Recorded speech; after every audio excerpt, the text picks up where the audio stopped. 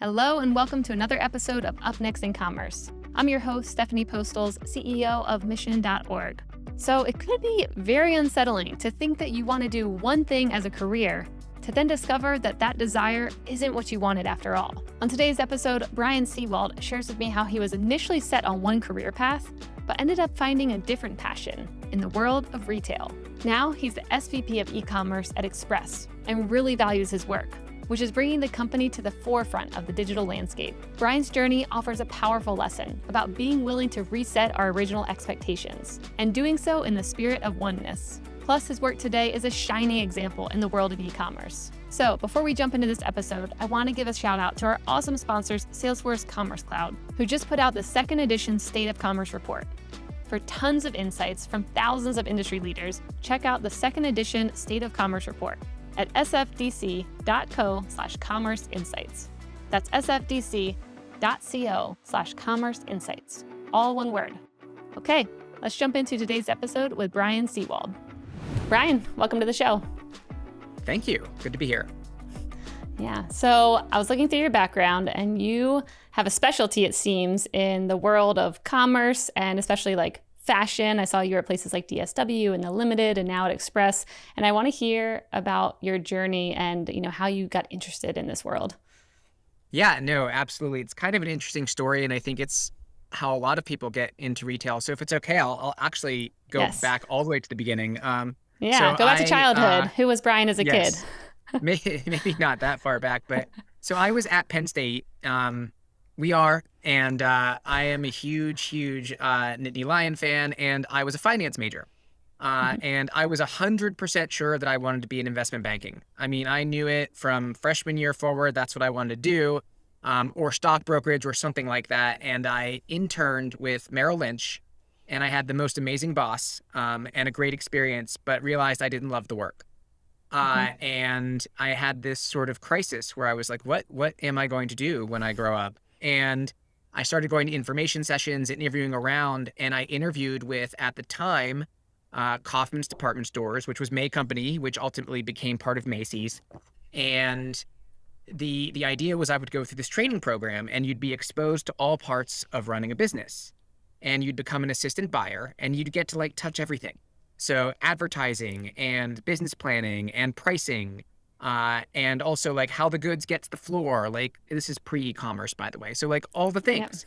Yeah. And I was like, oh, it's I get to run my own business, but there's no risk. I'm not putting myself out there. It's not my money.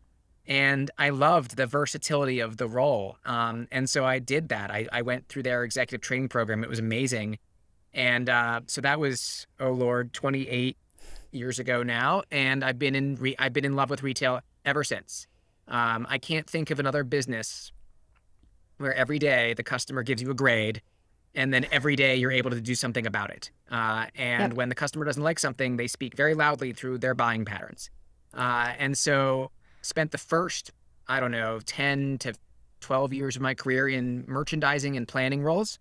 And then when I was with The Limited, I was lucky enough to be thrust into the e-commerce world, thinking because I shopped online that I knew everything.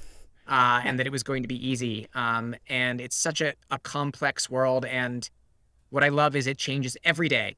Every day I can do something different. My team can do something different to impact our customer and our business and do things a little bit better.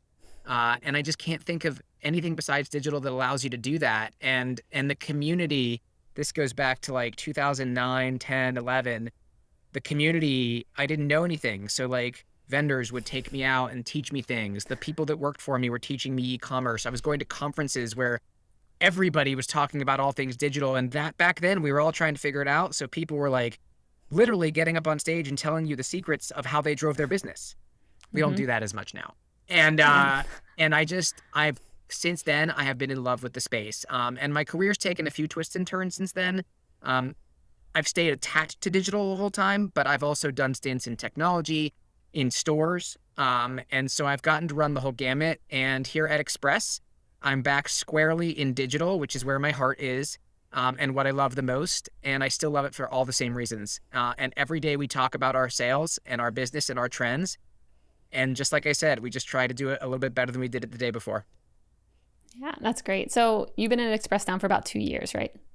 Almost 3 years. I started in January of 2020. Yeah. Okay. I was like, that's an interesting time period to start seeing now what Express is doing. I mean, it seems like there's been this big pivot from, being this mall based retailer. Everyone, was normally going into malls and buying their clothing there to then pivoting to this like fashion first omni-channel brand, has a mission, and you're like joining right at this time period. Is that kind of what brought you there, or were there other aspects? Yeah, I think what brought me there was really it was a couple things. One, Express is a once iconic brand and had a couple difficult years. And so there was a whole new leadership team coming in. Um, some people I knew and some people that I didn't. But there was a lot of buzz around this new leadership team and what the potential was of the brand. And in my mind, I mean, how many times in your life do you get to be part of turning around a brand? Not many.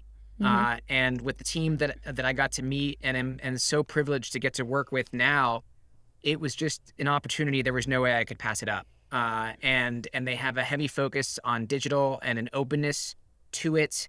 And I just believed in the brand purpose and what we're trying to do. And what that is we create confidence and we inspire self-expression. And where that comes from is, and I agree with this 100%.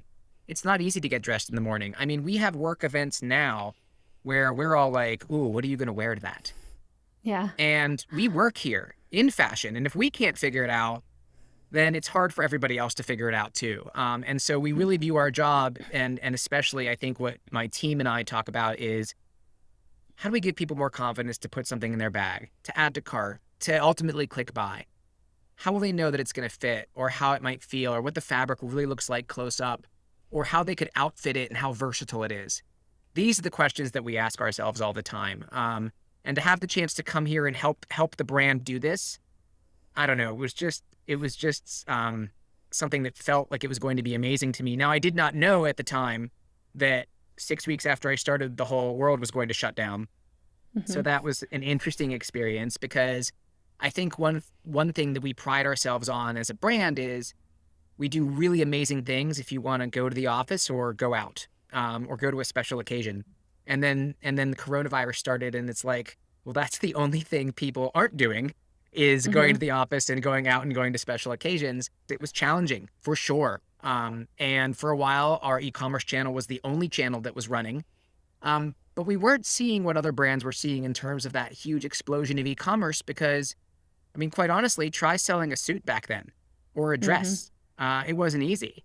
But then as the pandemic started to take, I never say we never really left the pandemic, but as it started to go through its different stages and the world started to open up again, you could literally feel the momentum behind our brand changing, and people wanting to go out and people wanting to get dressed again, which was super cool. And I think the most fun part about all of that is as a result of that increased relevancy, and we talked about this coming out of the last quarter, we've been able to pull back on promotions. And Mm-hmm. so what does that mean for us digitally? It means that suddenly I get to talk to the customer about fashion. I get to talk about how to outfit. I get to talk about versatility. I get to talk about how to make you more confident. Like I get to talk about the cool stuff now. Yeah. And we don't have to talk about percent off this, percent off that. Now, we still do promote, and we still do want to give value to our customers. But I think we get to be a little bit more, maybe more offensive in our promotional strategy now rather than defensive, and more choosy. And that's a really great place for our brand to evolve. Yeah, that's great. Are there any merchandising trends and product trends that you're seeing now from your customers? Like, I'm sure it kind of went into this comfortable state, but still looking cute. And then is it kind of changing again, or is it still in that same place?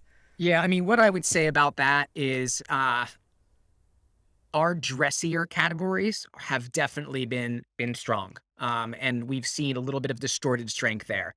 Uh, Suits in men's, dress shirts in men's, dresses and jackets in women's, things to go out in, quite honestly.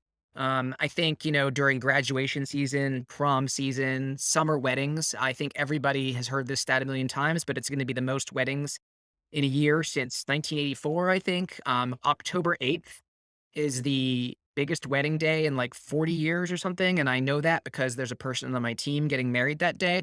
And so that is a big deal for us. One thing I will point out though is we don't necessarily delineate between looking cool and looking comfortable. One of our designers says it best, and I butcher it every time. I'm going to try and get it right.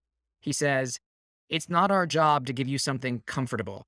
It's our job to give you something comfortable that's cool." When I hear him say that, he's like the coolest man ever. And every time I hear him say that, I get kind of inspired by it because I think you can wear a suit, one of our suits, as a guy, and look awesome and be ridiculously comfortable. And I think our women's stuff does the same thing. Like our denim, the fabrics are just beautiful. They're delicious. That's how our chief merchant describes them. And I think we're onto something there. Like we want to do both. We want to look good, but you also want to feel good.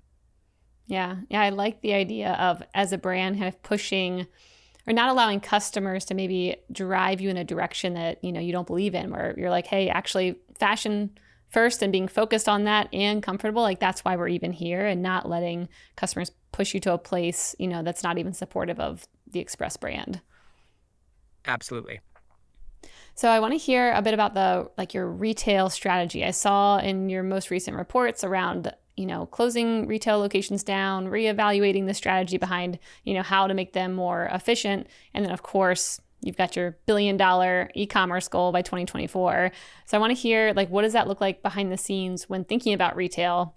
Because I hear such mixed opinions on the show. I have half the people are super bullish on retail, especially some of these D2C companies where, they kind of grew up in this world of relying on Facebook ads and, digital ads, and then saying, oh, wow, now retail, it's a really good time to get in and have access to that customer in a way that they never really had. Versus other brands are like, we're going to pull back a bit and actually lean more into commerce. What is your guys' view on the future of retail? I mean, quite honestly, and I want to make sure when you say retail and you mean stores, and when you say commerce, you mean e-commerce. Okay, great. Just I'm sure I'm answering correctly. So I am bullish on both of those things. And when I think about our role as the e-commerce team, I don't know what the exact percentage is, but 85% of our customers are likely shopping our site and then ultimately are going to convert in a brick and mortar location. And a big, huge part of our job is to give you this amazing experience so that when you go to the store, you're predisposed to buy something because you love it already and you know what you want. We don't succeed if we're just stores. We do not succeed if we're just e-commerce. Not only do we have to have both, but they have to work beautifully together. And so if you look at our overall digital strategy, which I'm sure we'll get into, we do have this idea of seamless omnichannel execution, which everybody says, but what it means to us is, I think, two different things. One, obviously you have to have the whole buy online, pick up in store experience. We've released over the last month some significant enhancements to that so that you can now shop your favorite store very specifically from wherever you are. So you can just filter our whole web experience by your favorite store location. You can then filter at the size level, and basically you're shopping really effectively from your couch or a coffee shop or wherever you may be. And now we have availability messaging on our site too, so that even if you're just browsing, you're going to know what's available in the store nearest you, or what you've identified as your favorite store. We think those are awesome enhancements in terms of giving our customer just options. How do you want to shop today? Sometimes you might buy online, sometimes you might buy in store. We're just going to make it super easy for you no matter what, and ideally not make you think too much about it. So we do feel like that's a big component of omnichannel. And the other is just mobile in general. How hard can we make mobile work when you're in our store? So we love our mobile app. It's been growing, and because it's where our most loyal customers shop, it grows faster than our base e-commerce business does. We're really proud of that.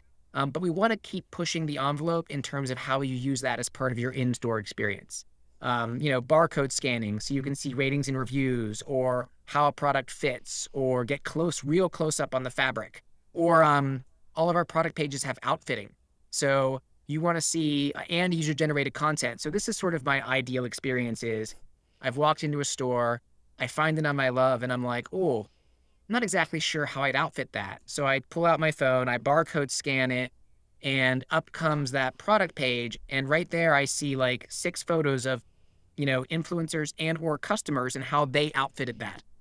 And then I can scroll down and I see through another offering that we have 3 different outfits and how it's being worn and how I might style it. And then I'm like, oh, now I feel like I can wear it because I saw this other person wearing it. Yep. I know how to outfit it, and I have a couple of those things at home, or I'm going to get those while I'm in the store here too. That's the perfect scenario. And suddenly I had more confidence in purchasing. And I think that to me is where we are now from an omnichannel perspective, and we want to just keep pushing that. Yeah, that's great. I mean, just hearing about like the efficiencies, that seems like what the consumer wants now. How can I shop more efficiently instead of just browsing? Like you said, how can I see someone who's wearing this before? How can I see it online and then have it waiting for me when I get to the store? And just, everything these days seems to be like how to efficiently shop instead of just kind of meandering. Yeah, we are in love with the idea of amplifying user-generated content. And I think it's somewhere around half the items on our site now, you're going to find photos of other people wearing the clothes. And I find we know with certainty that people that see that convert better.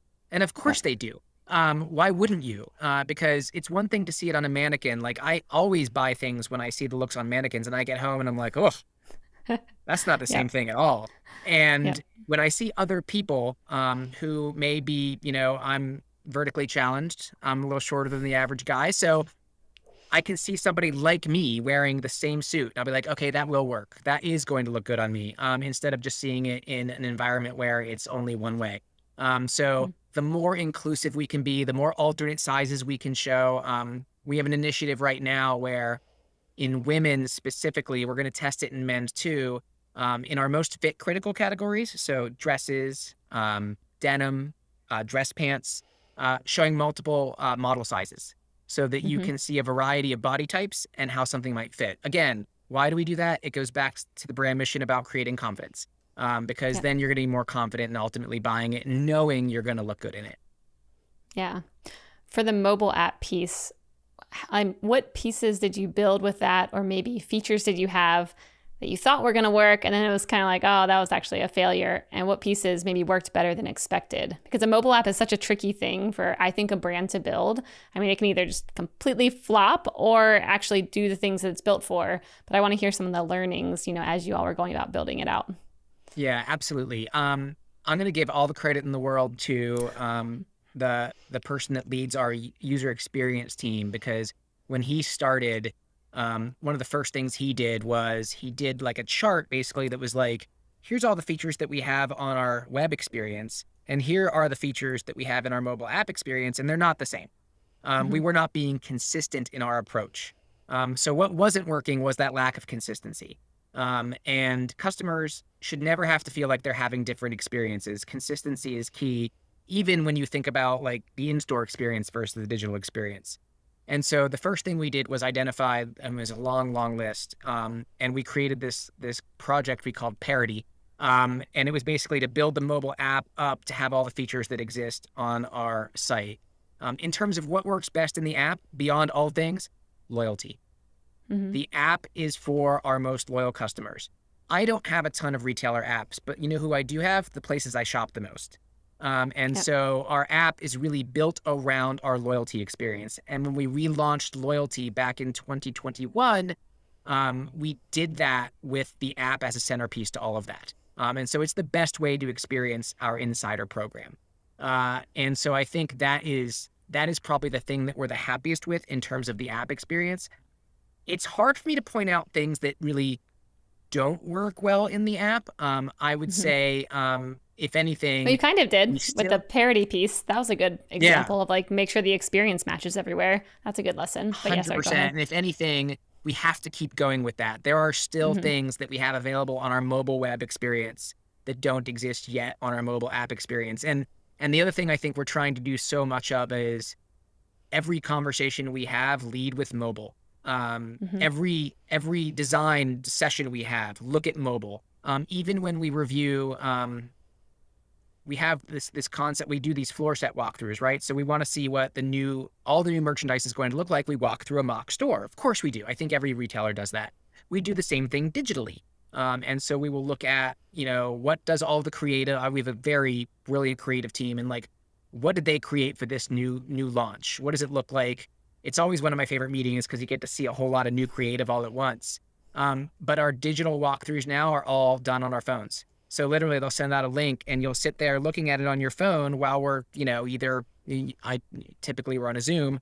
And we've really come a long way in terms of making sure everything is mobile first in our approach. It's over 80% of our traffic now is mobile. If you combine the app and our mobile web experience, it doesn't mean that we don't think about desktop, because desktop's still a major conversion vehicle. But it's a battle every day to make sure when you're looking at something that you're thinking about, the mobile form factor first. Yeah. I love the idea of doing that internally. I mean, I'm sure other brands do that as well, but that is a really unique piece to be like, you're going to look at it on the phone, don't get on desktop, see what the product looks like on there, see if you resonate it, with it on a small screen. Seems like a good way to instill that mindset, throughout the entire company. Yeah. And I will say I'm at the place now where I like our mobile experiences better. I think I just am more used to them at this point. And I look at a lot of websites and I feel like you can tell that they did it mobile first and desktop maybe doesn't look quite as clean. And that's okay. Because mobile is where, it's just I don't think it ever obviously gets to 100% because people will always be shopping in the office. But I think mobile has got to hit, get into the high 80s or 90s soon. Yeah, I agree.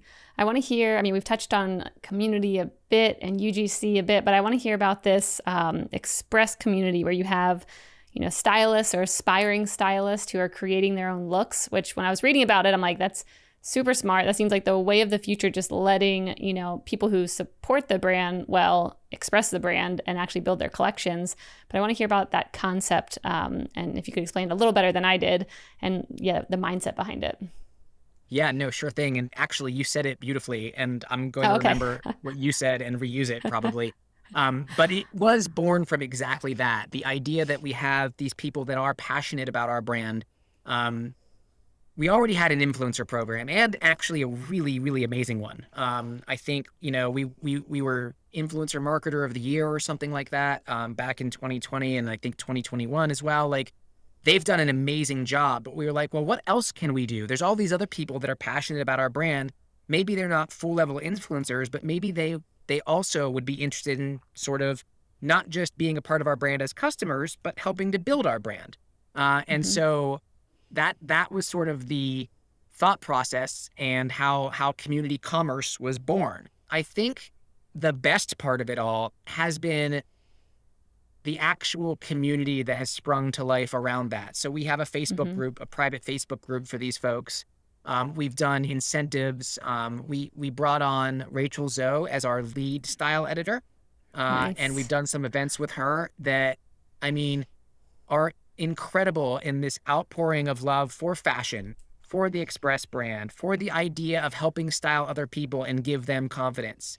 And so I was lucky enough to attend one of these events and sort of organically watch community just come to life right in front of you. So like we had 8 style editors who were all together in LA for an event, and watching them come together, they'd never known each other, and discuss styling ideas and how to work with customers and different ways to use the technology they've created and how we might improve that technology, which of course we need to always improve.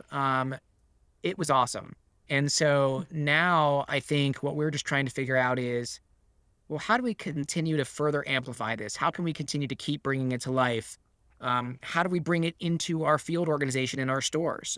We have done a lot of style editor events in stores where they will come to a store, they'll announce it on social, people will come to be styled, but then customers that are just shopping also have the opportunity to meet these style editors and be styled.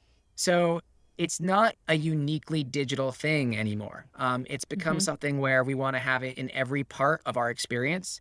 And that I'm extremely excited about, because I think that idea of an in-store styling experience, then creating a longer term digital relationship that will continue to, bring customers in for life, that seems really, really possible for us. And so still early days, but the program we love. And I always say, like, every e-commerce or retailer is trying different things. Resale's really hot. People are Yeah. talking about the metaverse. Some people are getting into NFTs, and everyone is trying different things. I'm really proud of Express and our leadership team because we made our stake in the ground around community, around creating confidence and inspiring self-expression. And I always say, like, if we all threw our strategies into the middle of the room, I'd go back in and pull community back out again because I think it's right for us. And I think the trick for us now is sticking with it and making sure that the things that we do ladder up to that. And we don't accidentally get distracted by this shiny thing here or this shiny thing there. It's so easy in e-commerce to be like, ooh, Amazon did this, now I'm going to do that. Well, Yeah. probably not. Probably not gonna be able to do that. And so I think sticking to our guns, and Tim, who's our CEO, he'll always say our brand purpose is the guiding principle. Like, if it ladders up to that, we do it. And if it doesn't, we don't. I've never had that before. I've never had such a clear brand purpose where I felt like it helped me prioritize to the degree that this does. And for that, I think, just this leadership team to thank, because it's 100% alignment. And when you have that, it makes it so much easier to make all those decisions. Yeah. It's really fun thinking about all the opportunities that surround that, community stylist type program. I mean, what was going through my head was, okay, this could be a new funnel for talent at Express. I mean, these people are designing outfits that, these local communities at least want and are following them, or wherever they're at. Maybe they're online, but I mean, you already have designers. They could come into your stores. They could take over the store. They could get some good content of it, design all your mannequins. And I mean, there seems like a lot of spaces. Yeah. Co-creation opportunities, content creation. I mean, that's one of the, it was a real shot in the arm in terms of user-generated content, because all of the content that these people are creating helps our customers shop. It helps them convert. It helps them feel confident. So everything about it, it sort of all ties back to that idea. And I think that's why it's right, and that's why it's going to work. Yeah. How do you think about kind of overseeing that program? Is it very kind of, decentralized approach, go do whatever you think is best, and we're not worrying about it? And do they have these storefronts on their own, or are they on a subdomain of express.com? Like, I'm trying to think about like how to manage all these community stylists if you want to at all. It's a freestanding application, so it's not part of express.com per se. Okay. But it is all Express product. And so we don't have to worry so much about managing how they put together their storefronts. It's been amazing. I would say, you would think, oh, you want to be really careful about the content people are putting up because it's representing your brand. And what if it was not appropriate? What if, like, we don't want to take political stances with our community commerce program. We want to talk about fashion. We want to talk about creating confidence and inspiring self-expression. We want to talk about the clothes. And I would say you'd think it would take a certain amount of moderation. It hasn't been a huge effort, because I think that goes back to the kind of people that want to be. I say that, and then I'm like, the person that monitors and moderates our Facebook group is probably like, well, it's actually quite a lot of work. So I think it's a lot of work, but I think it's been a tribute to how we've recruited and the quality of the applicants, that these people want to talk about the brand and they want to talk about fashion, and we like to solve their problems too. If they have like a, how do you do this or how do you do that? But for the most part, we haven't had any issues with the kinds of content people are using, because we brought people into our brand that love our brand, and that I think really represent our brand well. And it's been wonderful. It's been a very organically diverse set of people. It's been great for us because we are a dual gender brand, and so we have been able to have representation for our men's business and for our women's business. And we've been really pleased with the applicant pool and how they've represented. Yeah. It also seems like there would be a lot of trends that you could kind of watch these, people dipping their toes in to spread the word about their storefronts. I mean, is there anything that you see that they're doing that you're like, oh, that's a good idea? Maybe it be live stream shopping or something they're doing on social, or, I mean, like, I'm sure these people are probably at the forefront of being able to, hopefully get the brand out there in new ways.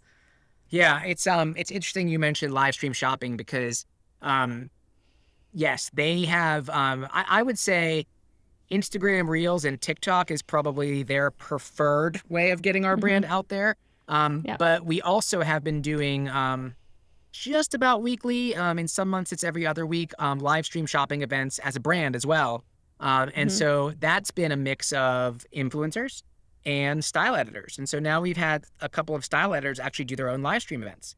And that's been really cool to sort of bring them in. I think the coolest thing is going back to the idea of versatility of our assortment. So more than how they put our brand out there, it's how they put the outfits together, how they wear our clothes, and it really gets across that idea of versatility to our customer, and outfitting and how you can put things together differently, in a way that we Mhm. could never do on our own, because you'd never be able to scale all that. Yeah. But with the style editor community out there, all doing things a little differently according to their own personal style, that goes back to that whole idea of inspiring self-expression. They're all doing it their own way, and Mhm. hopefully inspiring our customers to do the same. And that, no way we could have ever done that on our own. There's no amount of photography budget that would have allowed for that. And Yep. so that explosion of content, I think it's something I think we thought was going to be a benefit, but from my perspective, it might be the biggest benefit. Yeah. Yeah. I love that. Super exciting to hear about. So, to get to your $1 billion e-commerce goal by 2024, what's the next big step that you have to take, or what big thing are you working on? Because from looking at your CEO, seeing how he thinks about things, you can tell he's very intentional, where he's like, we're closing these 3 retail stores and then we are increasing profitability by this. And like everything is moving. So I'm sure you guys have some big goals to get there. What are you specifically focused on? We do. So I would say our e-commerce strategy is really built around what we like, sort of two notions, and they are the idea of knowing our customers and connecting our customers. So you can sort of probably gauge from that two of the biggest things that we have are the idea of personalization and creating relevant experiences. Mhm. That's knowing our customers, and loyalty I would probably slot in there as well. And then the idea of connecting our customers, I think, is what we've really been talking about. That's all about community. Mhm. And so underneath that, the layers of our strategy are really, I would call them like the 4 pillars of our e-commerce strategy. Number one, personalization. And we are in what I would call a foundational mode there. We have moved from providing product recommendations through a third party to providing them through our own algorithm that we developed internally. Our decision science team is amazing. And so they have provided us with what I would call smarter recommendations, but not yet personalized Mhm. recommendations. Over the coming months, we're also going to use that same team and algorithms they've built to sort our category pages differently, so that we tested this last year. We know that our current sorting algorithms are good, but not great, and we can do better. And so again, that will be smarter, not necessarily personalized yet. But as we do that work, we're setting the foundation for 2023 and 2024 to move from more intelligent to actually personalized and relevant. And so our vision is personalized product recommendations presented throughout your experience, personalized search results, so that the results that I might get might be different from a colleague of mine based on what we know about our affinities, colors we like, silhouettes we like, etc. Um, that's gonna be a multi-year effort, and I'm sure every e-commerce person you've had on your show has talked about the concept of personalization, and I don't Yep. think any of us are doing it perfectly or even that well yet. Unless you have all the data already, like the Stitch Fixes of the world or people who already have all Yep. the data, then yes, they have the chance to explore in new ways and use technologies like GPT-3 and things that like most brands can't even experiment with yet because they don't have that data. But yeah, everyone else, I wouldn't say it's that personal. It's just giving maybe smart answers sometimes. Yeah, but even then, it's like even Stitch Fix not perfect yet. Yeah. And I think that we all want to get there. But that's going to be a multi-year effort. But we're committed to that, and we do see that as the path forward to growth. Second huge component we talked about earlier was seamless omnichannel execution. And so we talked about mobile there, improving our buy online, pickup in store experience. More than anything, it's just making it feel like one experience. You're not shopping express.com. You're not shopping an Express store. You're just shopping at Express. And then third, what we didn't cover as much is what we call styling and fit experiences. But that does go back to what we were talking about earlier. How can I make sure that when someone's shopping with us, they really can tell how something is going to fit? So it goes back to multiple model selection. It goes back to user-generated content. It goes back to styling and outfitting tools. The one thing we haven't delved into yet is a real fit tool on our pages where you can literally, go in and say, this is my body type, my height, my weight, my preferences, and then we'll spit out like, oh, you need a medium. We are considering that, but we haven't pulled the trigger yet. So that would be the one next step. We think there's more we can do with simple things like ratings and reviews. We can make those work harder than we currently do to really tell customers what to buy in terms of size. So there is work to be done here still, but it's the third big component of our strategy. And then the fourth is community. And so at the end of the day, it's personalization, omnichannel experience, styling and fit, and community. And it's been that way since 2020. We lined that up, our strategy, during the pandemic. And I think the thing that makes me the happiest is components switch around and stuff. You would expect that to happen. We react to things that we see happening in the industry, like resale or like same-day delivery. And we make pivots based on that. But the guts of the strategy has been the same since 2020, and I don't see that changing. I think we are highly committed to these things because we believe they ladder up best to that brand purpose. Yep. Wow. Great recap to summarize our wonderful episode. Okay. Let's shift over to the lightning round. The lightning round is brought to you by Salesforce Commerce Cloud. This is where I ask a question and you have a minute or less to answer. Are you ready, Brian? Okay. Yes, let's do it. All right. If you could choose one book as mandatory reading for all commerce leaders, which book would you choose? It would be, and I don't remember the author, but the book is Don't Make Me Think, which is not a new book, but it is definitely that principle as it applies to user experience is something that we still talk about now, because at the end of the day, we want our e-commerce experience to be something you don't have to think about. Shopping should be fun, and we want to try and make it that way. Oh, this one looks good. Don't Make Me Think, A Common Sense Approach to Web Usability by Steve Krug. That looks good. Okay, next one. What do you think is true, but it might actually just be good marketing? This could be controversial. The thing I think right now is more marketing than truth. I'm just going to say it is retail applications for the metaverse. Okay. I mean, I think some people that I've talked to would agree with you on that same point. So controversial to some who are maybe in that world, but I like that. What do you not understand today but wish you did? I will say I partially understand, but I really wish I understood blockchain better than I do. Yeah. Yep. That's a good one. What's an activity that makes you lose track of time? Reading a really good book. Yep. What's a life lesson you learned the hard way? I would say letting your work take the place of what your real priorities should be in terms of family and friends and fun. I have fallen into that sort of hamster wheel a few different times and lost balance. And when you realize that later, that's a tough one. When's the last time that you tried something new? The last time I tried something new, this is going to sound really crazy, but I always thought I hated cherries. But I love bourbon, and especially I love Manhattans, and they put those cherries in, and so I would always never eat the cherries because I thought I hated cherries from when I was a little kid.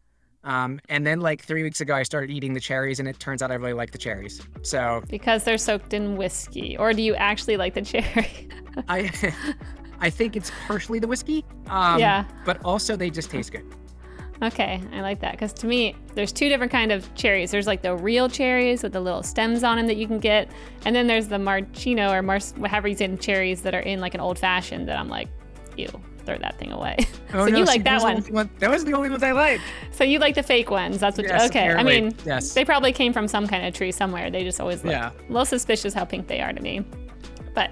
All right. Well, Brian, thanks so much for coming on the show and sharing all your wisdom and what you're up to at Express. Where can people learn more about you and follow along with your work?